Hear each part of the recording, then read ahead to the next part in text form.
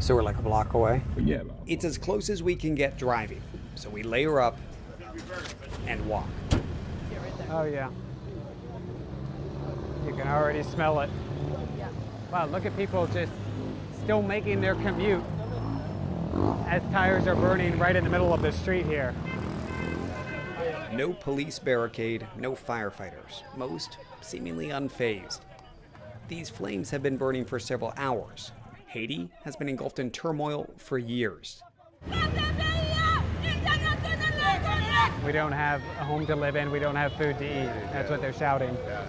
Many here now fear their country is on the brink of exploding. Does it feel safe right now? No. Does it? No, there's a thing. My country is broken right now. These folks blame the current government and Prime Minister Ariel Henry, appointed following the assassination of President Jovenel Moïse in 2021. They want Henry to go, but he says he's not yet ready to step down. This as panicked street shootouts like this one have become a near daily occurrence. It's often a clash between police and the gangs, which have essentially taken Haiti hostage. They flaunt their weapons and wealth on TikTok, threatening police and basking in lawlessness. Many residents now living behind barricades. This is not the gangs doing this. This is the folks that live in these neighborhoods who are putting these up to prevent gangs from coming in and kidnapping, using whatever might stop or slow the kidnappers. Efforts to protect families and preserve innocence. That innocence shattered for others. This 14-year-old says he was recruited by a gang at 11.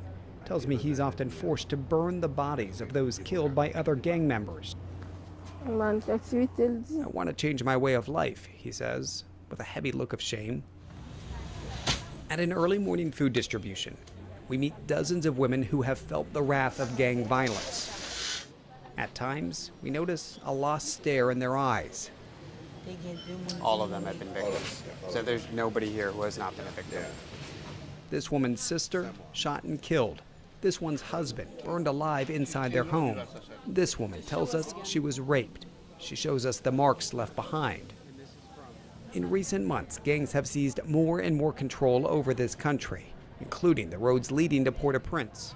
Officials estimate that gangs now control as much as 80% of the capital. Even the U.S. Embassy and International Airport are mostly surrounded by rival gang territories. It's led the Haitian National Police to create an undercover unit. We go with them to the front lines.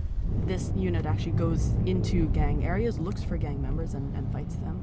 The officers ask us not to reveal our exact location. And they tell us to work quickly, given we're standing exposed on a windy hillside. As police have described it to me, basically everything behind me is occupied by the gangs. It's under their control. There are homes all around us. We're standing on the foundation of one home that had been abandoned. They offer to drive us closer.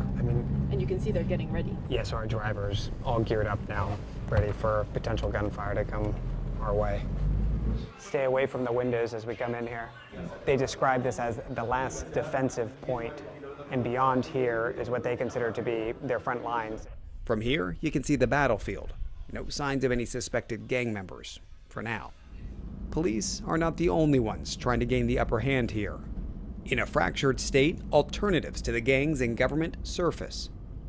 We're headed to meet a commander of BSAP, Haiti's armed environmental protection agency that has splintered from the Henry government, challenging its legitimacy. We pull up to a gated compound. The man in the purple shirt leads us in.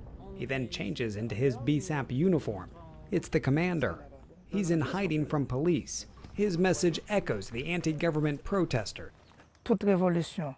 He flexes BSAP's strength in numbers and its potential to help bring stability. But when it comes to his own family, you mentioned you have 4 kids. What do you think their future is in this country? He fears their future is best served leaving Haiti. The desperation is felt beyond Port-au-Prince. In places like Jeremy, the UN chopper is the safest way to get there. It's about an hour ride. Members of the World Food Program take us through this rural coastal community, devastated by recent protests. Right back there, you had 5 people were killed last week. Right there? It was right there, yeah. We arrive at this agricultural consortium.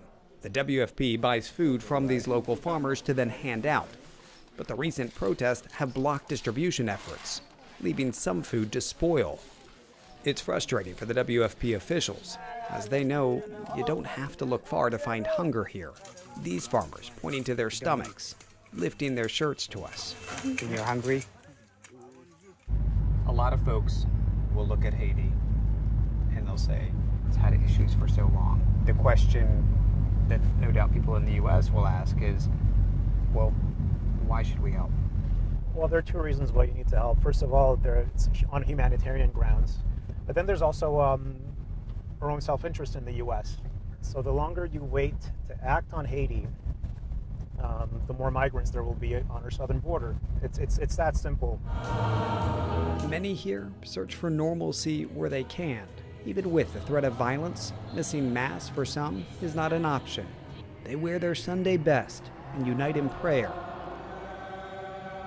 Places of worship are not immune from gang terror, but they at least offer a moment of tranquility and hope for now.